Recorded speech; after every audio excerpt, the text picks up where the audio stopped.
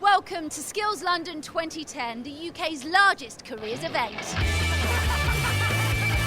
If you haven't got any ideas at the moment of what you want to do as a career, this might be the place you want to come and check it out.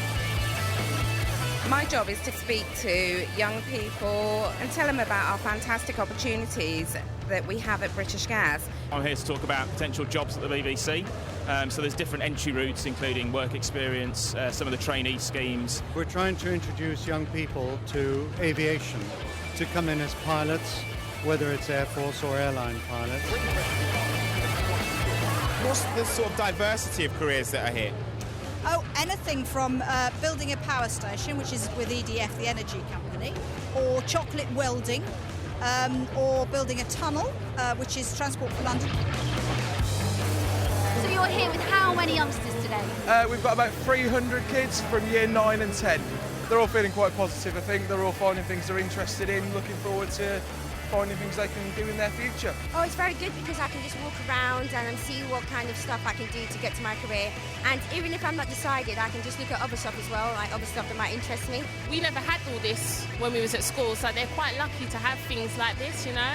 You should go with your schools, you should then get your parents to go with you, and you should say to them, Mum and Dad, that's what I want to do. Even if you're in your first year of uni, even if you're in your first year of GCSEs, come down, have a look, speak to people, find out what else is out there. While I have a go at this, can you tell us what sort of opportunities stonemasonry can open up? What sort of things you get to work on? Do you get to work on big construction sites? Do you get to work on, where do you get to take it? Well, personally, I've just finished a placement at the Tower of London, which is a Grade 1 listed building in the middle of London, and I was basically helping to restore the building so that it's going to stand for centuries to come. Tell me what your role is in the Navy. Well, I'm a marine engineering officer in the Navy, which means on a ship I look after all the systems that make it a ship that moves through the water and also a living environment for the crew. So looking after the water production, electrical production, all the things we take for granted back in the UK.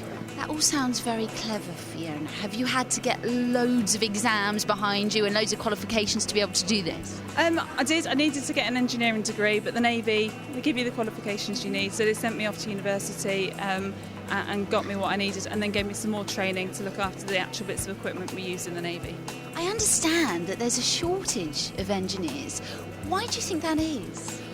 I just don't think many students understand at school what it is engineering is. That's the big problem. You get kids that are interested in science, interested in maths. They don't understand that you can apply them together and use them, and you can have a fantastic career as a result. Can you show us how to weld chocolate, please? Okay. We've got 2 bars of chocolate here. We hold the edges against the bottle so that we melt the edges. So this bottle's hot water in there? Hot water, yes, yeah. And then we weld the edges together.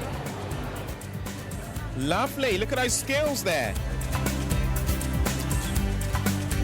So you're using this to show how structures are made and how you weld things to create stronger... That's right, and the structural integrity of a box girder. What kind of skills do you need to get into accountancy? Is maths a prerequisite? Well, you need at least an A to C in maths at GCSE. Ordinarily, you used to have a 2-1 degree to do accountancy, but now you can actually do it through the apprenticeship route and get an A to C in maths and English at GCSE, and then you're completely sorted. Now, why is it so important that people consider going into the Army? Well, it's the opportunities that the Army has to offer. You learn lifelong skills, you get to travel the world, and also with the benefits of getting things like your free healthcare, dental care, and the qualifications are you can use them on Civilian Street when you do get out of the Army as well.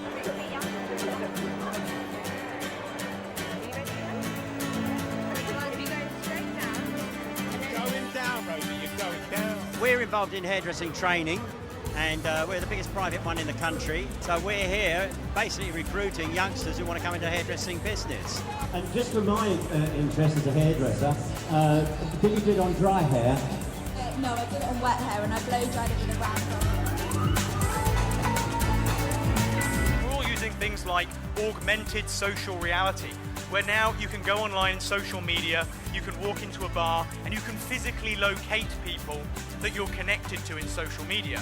It's easy to be amazed by the biggest stand at this year's event, World Skills London 2011. But what's it all about? It's a bit like the Olympics for skills, and it will be here in Excel next year, this time next year in fact. How competitive do these people get about their art, their career? Well, you need to come and have a look, but I can tell you it's really serious stuff. These people are really honed in their skills, they're really zoned in on doing their skills, and ultimately one of those young people will be the gold medalist in their skill for that competition.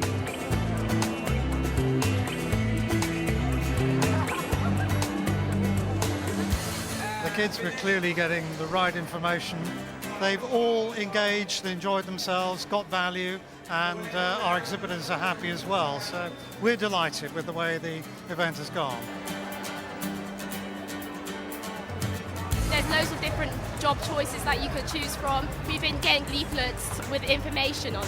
They've told me like what I need to do and to be this, where I need to go and all of this, so it's really good. Well, I went over to the BBC stall and found out different schemes and things that are running there, and I've gone to different university things to find out about different courses you can do. So did you know the information that they gave you? Did you know about it before? No, I needed extra help. Well, I had ideas, but it was really helpful, different stuff I found out. When we were kids, this sort of thing didn't happen, did it? No, we weren't lucky enough to come to this sort of thing. It's certainly a good facility for the current students to be having. I mean, it's a tough world out there for youngsters these days, and something like this is ideal for us to find out what it is that we want to focus on so that it can help us get them in the right direction.